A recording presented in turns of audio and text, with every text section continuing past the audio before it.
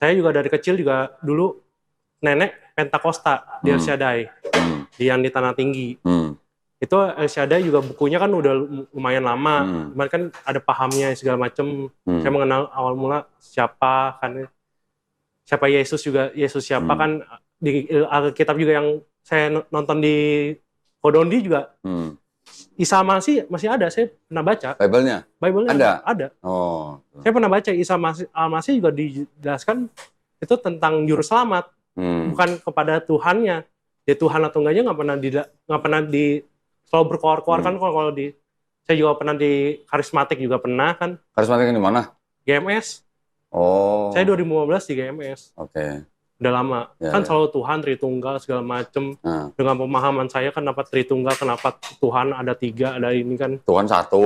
Ibarat Tuhannya kan banyak, ibaratnya tetap 1 kan. Istilahnya. Kalau Kristen kan bilangnya Tuhan tetap 1.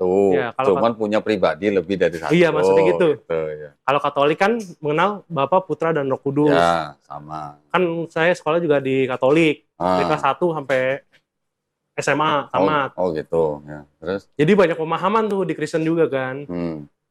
Yang saya pelajarin juga dari kelas 1, Bapa, Putra, dan Roh Kudus. Ya, saya mengenal Bapa itu Tuhan itu anak, Yesus itu anak. Sedangkan Roh Kudus ada lagi kan. Kayak burung merpati lah ibaratnya kan. Pemahamannya itu. Nah, masuk ke gereja karismatik kan yang ibarat kan Pentakosta mungkin nama karismatik hampir mirip kan. Ternyata saya mau masuk.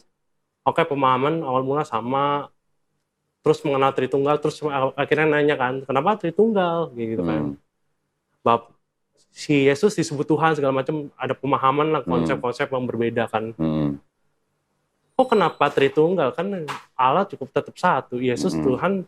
Ya memang kalau misalnya Tuhan karena menyerupai Yesus itu karena setara atau menyerupai Tuhan karena dia sempurna, karena ibarat mujizat dari malaikat Gabriel ibarat saya turun karena titisan Roh Kudus kan, mengandung, akhirnya Bunda Maria mengandung kan, karena mengandung dari tanpa bapak kan, ibarat saya kan, ibarat nggak ada proses seksual lah ibarat saya kan, makanya disebut Tuhan karena dia mungkin suci kan, gitu kan, anak tunggal lagi kan, pemahamannya seperti itu kan. Ternyata konsep-konsep ibarat 2015 ibarat ternyata mungkin ada beberapa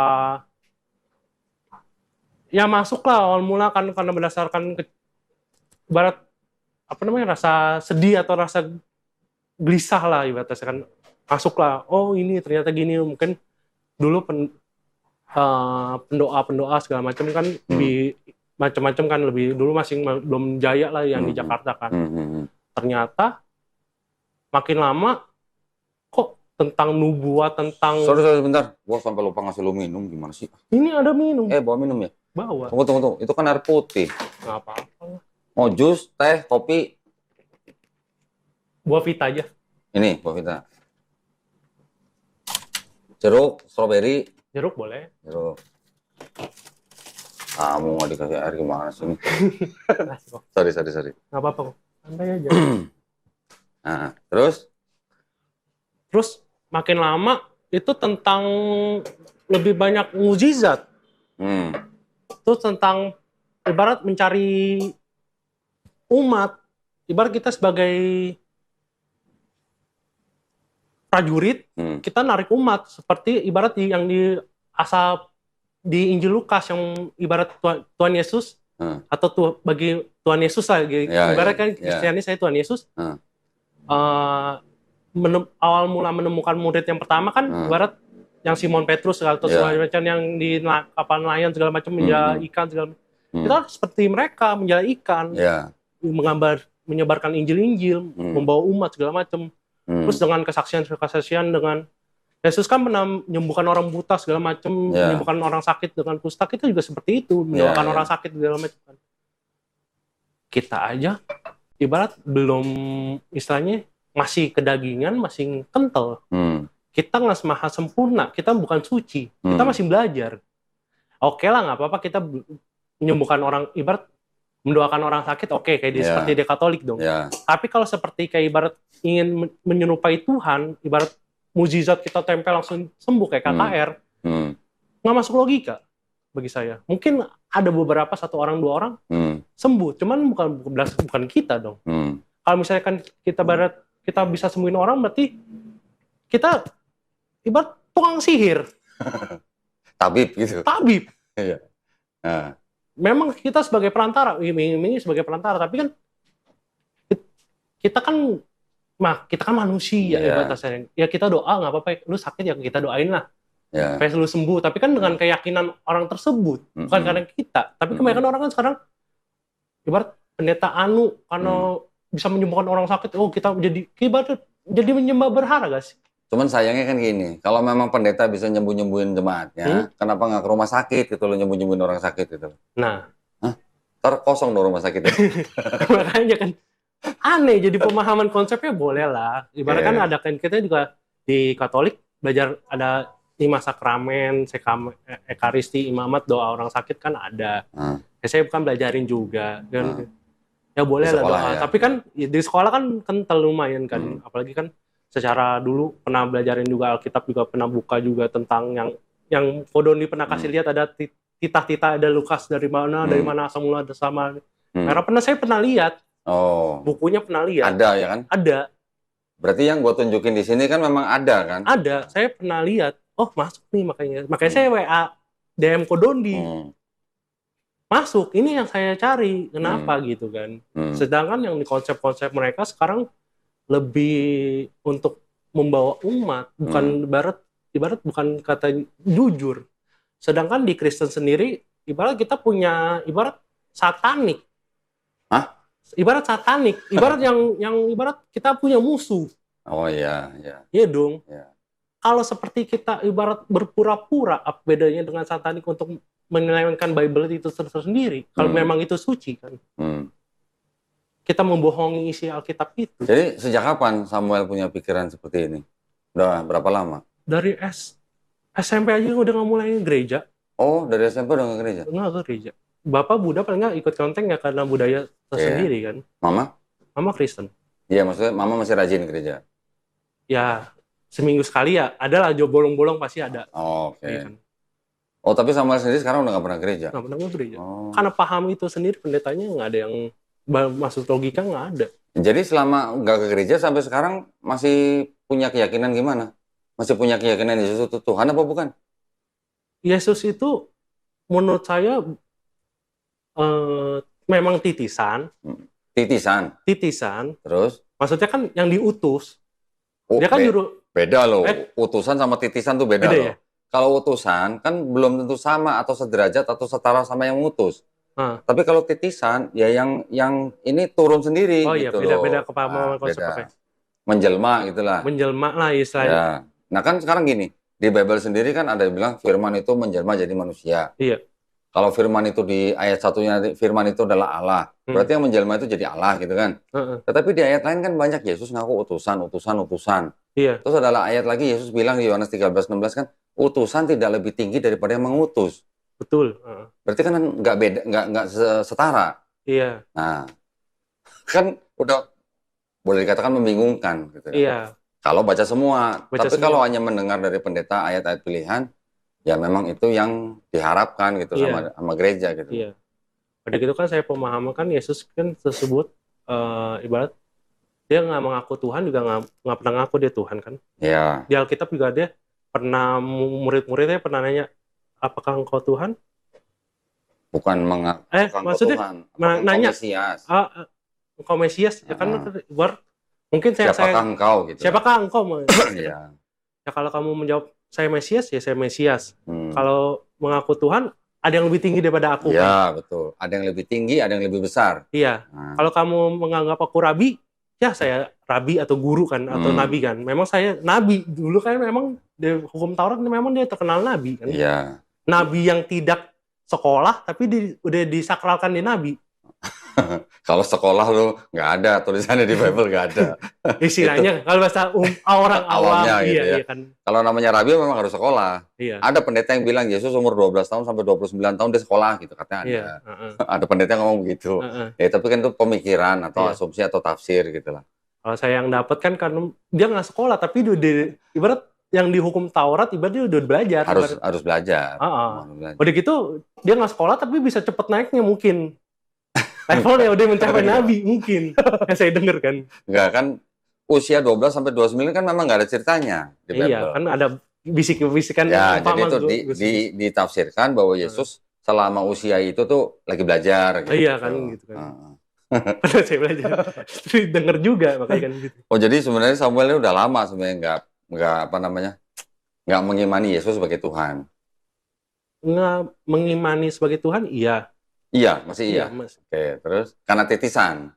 Karena dia utusan kan, memang dia suci, ibarat titisan yang menjelma ibaratnya. Kan. Mungkin seperti itu kan. Terus, nah ini kan perlu ini juga nih ya. Samuel ini kan datang ke sini kan bukan saya yang undang nih ya. Iya. Kan memang Samuel sendiri yang menghubungi saya, akhirnya kita janjian, akhirnya sampai di sini Samuel. Ya, jadi bukan nanti kalau misalnya ada yang berkata, wow ini settingan atau apa. Enggak. Betul? Enggak ada settingan nih kan? Nah, oke, terus jadi sekarang keinginan atau maksud tujuan kedatangan Samuel ini apa? Untuk belajar mengenai Islam. Betul. Oke. Saya mau cerita Bible dulu apa cerita Islam dulu nih?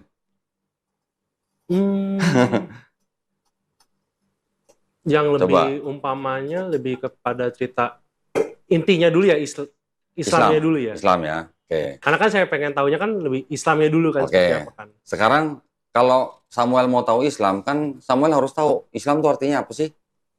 Betul. Gitu. Islam artinya apa kalau menurut Samuel yang sekarang udah tahu? Pernah baca-baca nggak? Islam itu artinya apa?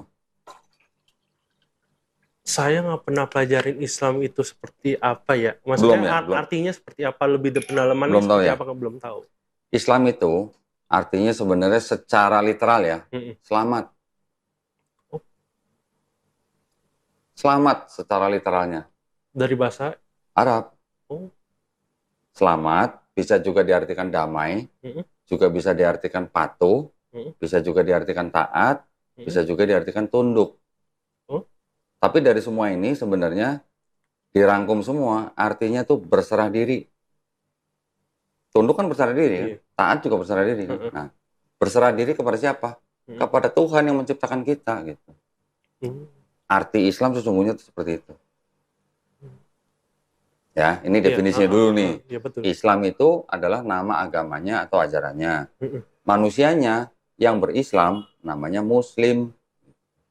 Jadi Muslim itu adalah orang yang berislam atau orang yang berserah diri hanya kepada satu pencipta. Oke. Berserah diri. Kalau namanya berserah diri apa namanya istilahnya?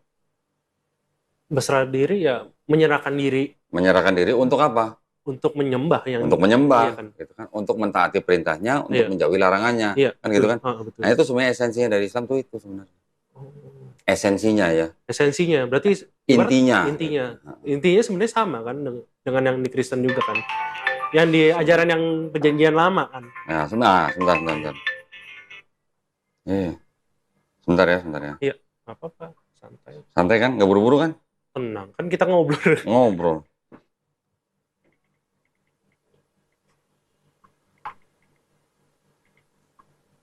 Intinya Islam begitu sebenarnya. Dari definisinya ya, dari arti apa literalnya lah atau apa sih makna di belakang Islam itu apa gitu. Mungkin sering kita mendengar Islam itu teroris gitu. Sering kan begitu kan? Radikal.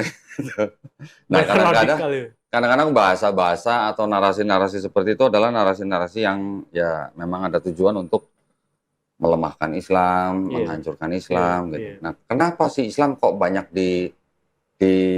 kalau boleh dibilang tuh disudutkan atau dipojokkan atau diserang dengan cara seperti itu? Karena memang kalau mau jujur, orang-orang yang berislam itu adalah orang-orang yang menjaga moral, orang-orang yang menjaga keberserahan dirinya kepada penciptanya gitu. Jadi artinya kalau orang benar-benar Muslim, dia menjaga apa yang diperintahin, ngejauhin apa yang dilarang. Memang di dalam semua agama nih, nggak cuma di Islam aja, itu pasti ada kelompok-kelompok yang disebut dengan kelompok ekstremis. Betul. Pasti ada. Di Islam ada.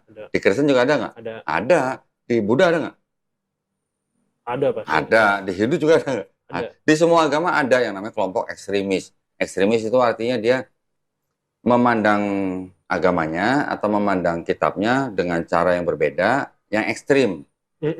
Makanya disebut ekstremis gitu. Semua agama pasti ada. Tapi apakah tindakan-tindakan ekstremis itu sesuai dengan apa yang diajarkan? Belum tentu. Iya, betul. Gitu. Makanya sekarang kita sering mendengar Islamofobia. Ya, ketakutan terhadap Islam. Oh iya. Kenapa? Karena Islam itu adalah memang sebenarnya yang menjaga ajaran itu. Yang menjaga pasrahnya kita kepada yang menciptakan kita gitu. Tetapi juga di dalam Islam juga tidak boleh menjadi orang yang lemah. Karena di dalam Islam juga ada ajaran begini, kalau lu dijahatin sama orang, lu boleh ngelawan nggak kalau di ajaran lu? Nggak boleh. Tambah kiri, kenapa? kasih ke kanan. Karena Yesus juga sama.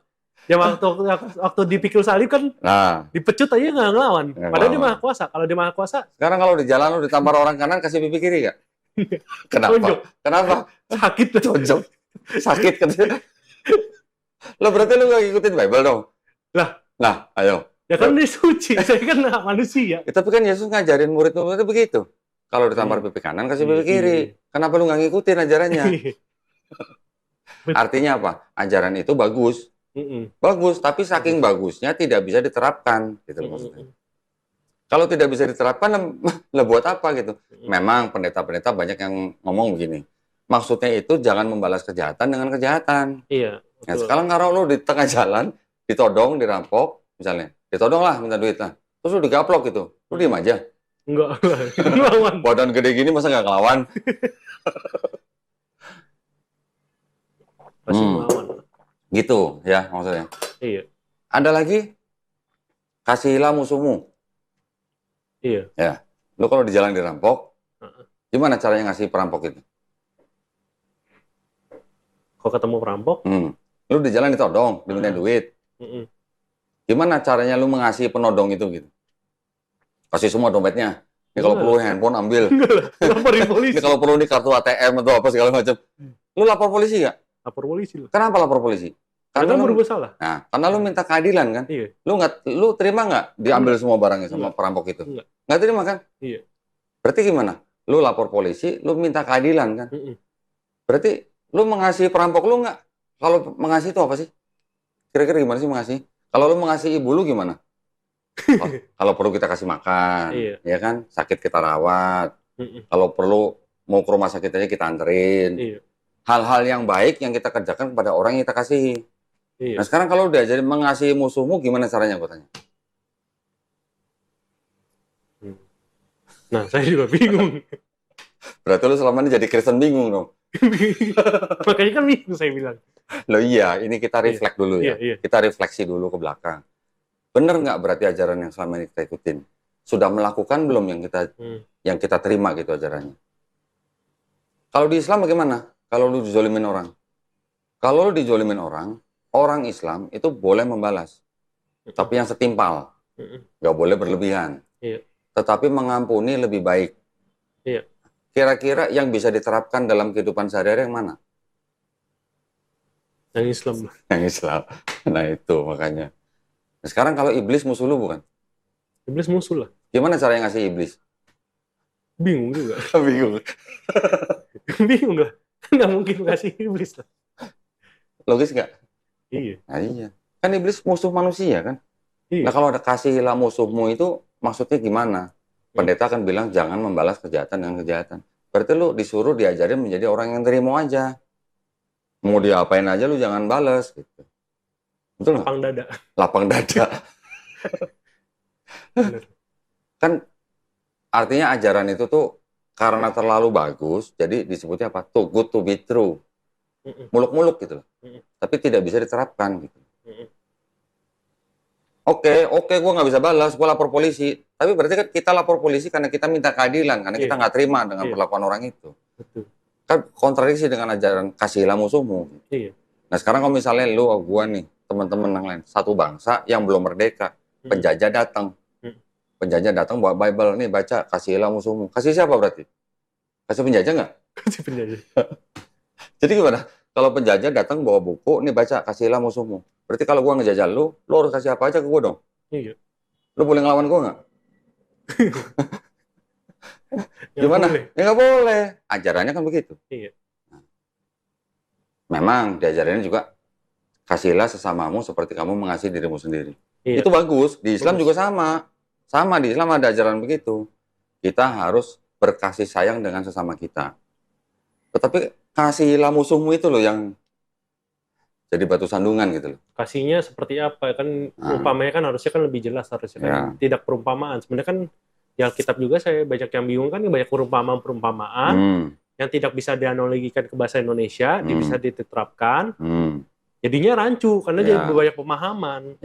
Ya mungkin dengan segala macam cara pendeta bisa memberi lu pemahaman. Iya. Tetapi pemahaman itu kan akhirnya tercampur dengan pemikiran pendeta. Iya, betul. Betul. Tidak letterleks dari Bible. Betul. Nah, suruh tanya pendeta, gimana kalau Pak Pendeta dulu bangsa yang belum merdeka dijajah, disuruh kasihlah musuhmu, lawan nggak gitu? Gitu aja. Lu bakal ngelawan penjajah nggak gitu? Belum merdeka loh ya. Iya. Kita bilang belum merdeka loh. Gitu. Masih dijajah Mesir. Masih dijajah Mesir. Nah, jadi gitu. Nah, sekarang kalau kembali ke Islam. Di Islam tadi artinya itu adalah itu. Jadi sebagai orang Islam, kita tuh disuruh apa sih? Disuruh apa? Disuruh menjalankan perintahnya, menjauhi larangannya. Seorang Islam atau Muslim, itu tujuannya sebenarnya apa sih? Apa? Tujuannya apa? Menjadi orang Muslim.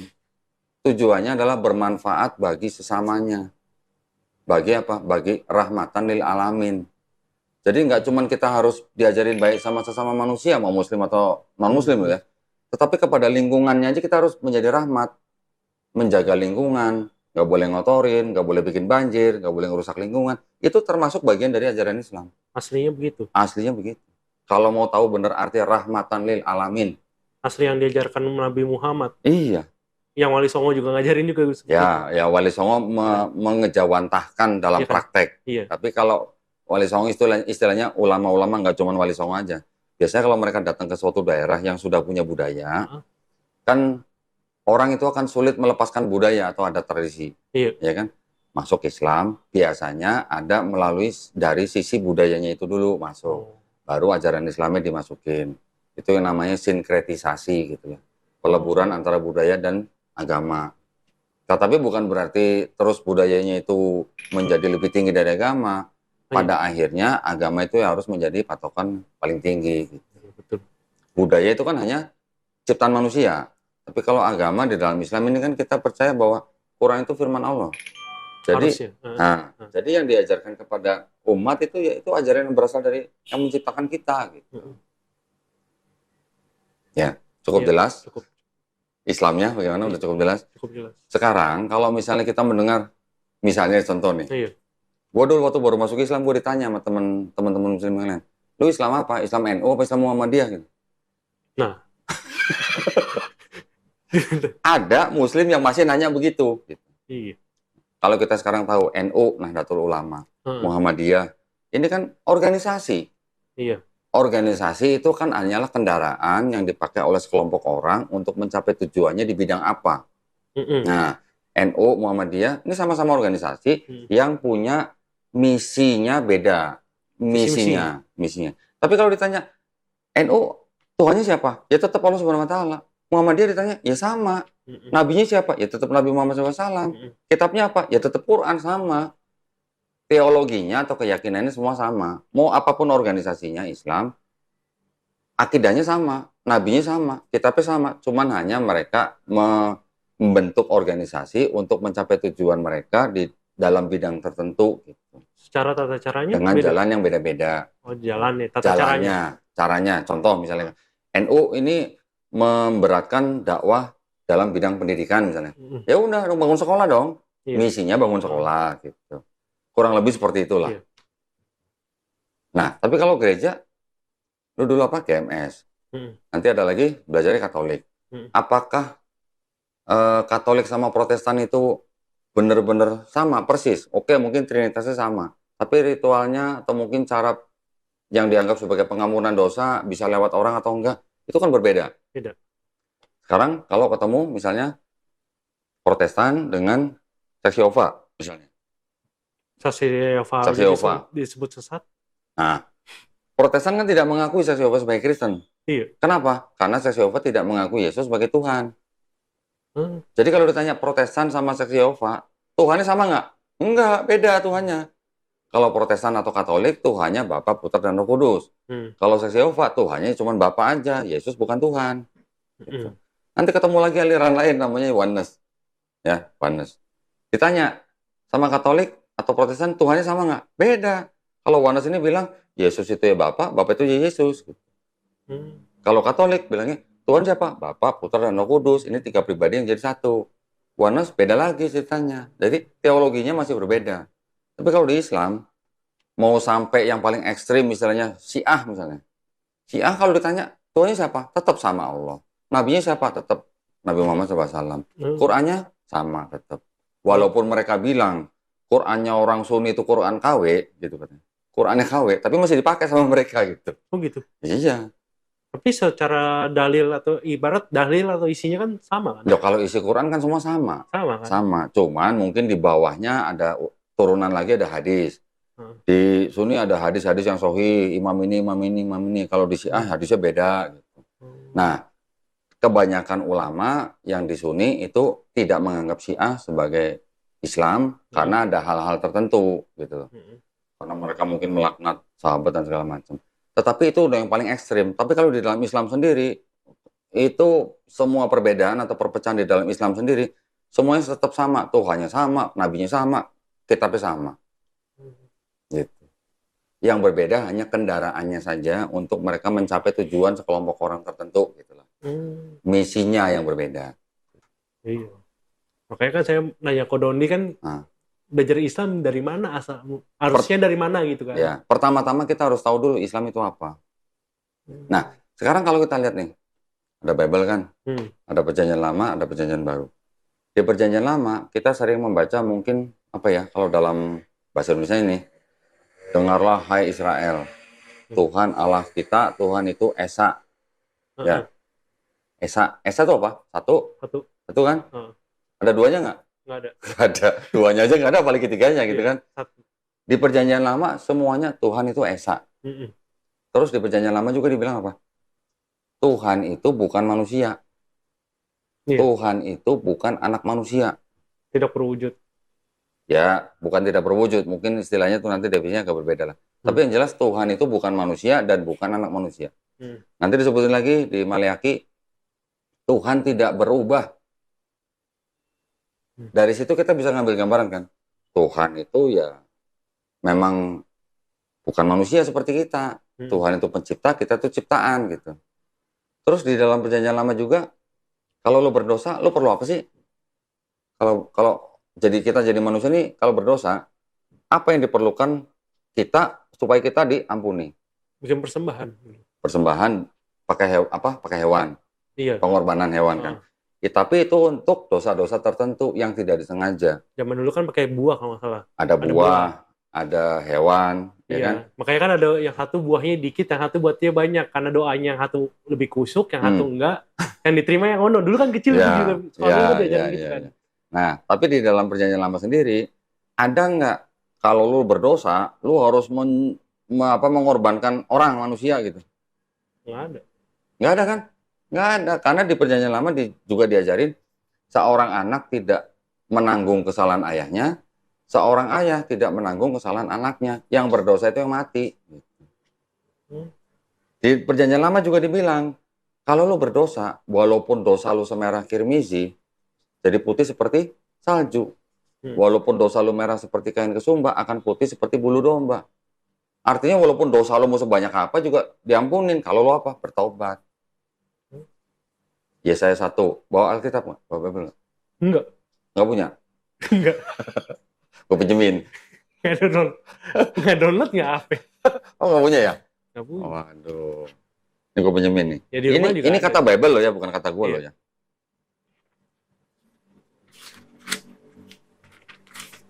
Nih, yang gue merahin.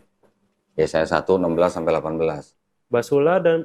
Bersulah, bersihkanlah dirimu, jauhkanlah perbuatan-perbuatanmu yang jahat dari depan mataku. Dari depan mataku berarti depan mata siapa? Tuhan kan? Iya. Nah, basuhlah. Basuhlah itu apa sih? Kalau di Islam itu kita wudhu lah. Oh, bersih. Di Perjanjian Lama juga Musa juga wudhu kalau mau masuk tema perjanjian. Ada ya? Ada. Terusin. Berhentilah berbuat jahat. Tuh, suruh apa? Bertobat kan? Iya. Berhenti berbuat jahat. Terus belajarlah berbuat baik, usahakanlah keadilan, kendalikanlah orang kejam, belalah. Belalah hak anak-anak yatim, perjuangkanlah perkara janda-janda, marilah baiklah kita berperkara firman Tuhan, sekalipun dosamu merah seperti kirmizi, ya benar, akan menjadi putih seperti salju, sekalipun berwarna merah seperti kain kesumba, akan menjadi putih seperti bulu domba. Nah, jadi kalau lo dosanya semerah kirmizi, akan diputihkan seperti salju. Artinya perlu nggak ada orang yang harus mati di atas kayu salib buat nebus dosa lo? Kalau di perjanjian lama gitu. Kok di sini nggak perlu sih? Nggak perlu dong. Namanya merah seperti kirmizi bisa jadi putih seperti salju, asal lo bertobat kan? Iya. Membela hak anak yatim, memperjuangkan perkara janda-janda, mengendalikan orang kejam, belajar berbuat baik, berhenti berbuat jahat. Itu kan syaratnya. Anda nggak lu harus bunuh orang yang nggak berdosa untuk menebus dosa lu di perjanjian lama? Nggak ada. Nah, sekarang tiba-tiba di perjanjian baru ada ajaran, lu nggak bakal selamat kalau lu nggak percaya Yesus Tuhan dan Juru Selamat yang mati di atas kayu salib buat nebus dosa lu. Sama nggak kira-kira ajarannya? Beda. Nah, lu bisa bilang beda. Ya kan beda. Berarti lu nggak pernah baca Bible. Iya, memang kalau secara ini ya memang saya jarang baca. Karena Kristen kebanyakan tidak melihat konteks yang besar. Hanya baca ayat-ayat pilihan untuk meneguhkan doktrin mereka. Sambil dengerin firman doang. Ya, yang terjadi begitu. Iya. Makanya kan saya kan lebih dengerin firman ketimbang, sebenarnya baca juga jarang sih. Cuma dengerin khotbah gitu kan. Memang sekali buka Alkitab, oh ya udah. Menurut ini, ini. Oh iya. Kan kalau dulu kan sekolah minggu kan pernah diajarin ini dari mula ini kita baca ini. Kalau dulu kecil umur TK dulu kan diajak nenek kan umur TK 4 tahun 5 tahun lah. Iya. Kan dia masih diajarin baca sekolah minggu. Iya. Ini kita baca gitu kan yang tentang Nabi Musa membelah lautan gitu. Ya kan Nabi Musa membelah lautan dulu kalau bisa baca Alkitab disuruh baca Alkitab. Iya. Makanya kan saya masih ingat tuh yang Nabi Isa Al-Masih. Ada ya? Ada Isa Al-Masih ada. Isa Al-Masih ada disebut. Ini siapa Isa Al-Masih? Itu juru selamat. Kan dia kan ngomong seperti itu kan. Nah, jadi kan intinya begini. Perbedaan yang paling mencolok. Bahkan di dalam satu Bible pun ada perbedaan yang mencolok, yaitu apa? Pertama, di perjanjian lama, Tuhan bukan manusia, Tuhan bukan anak manusia. Oke? Perjanjian lama. Perjanjian baru, Tuhan ini, kalau memang mau disamakan dengan Tuhan yang di perjanjian lama, Tuhan yang Maha Kuasa ini bisa menjadi manusia.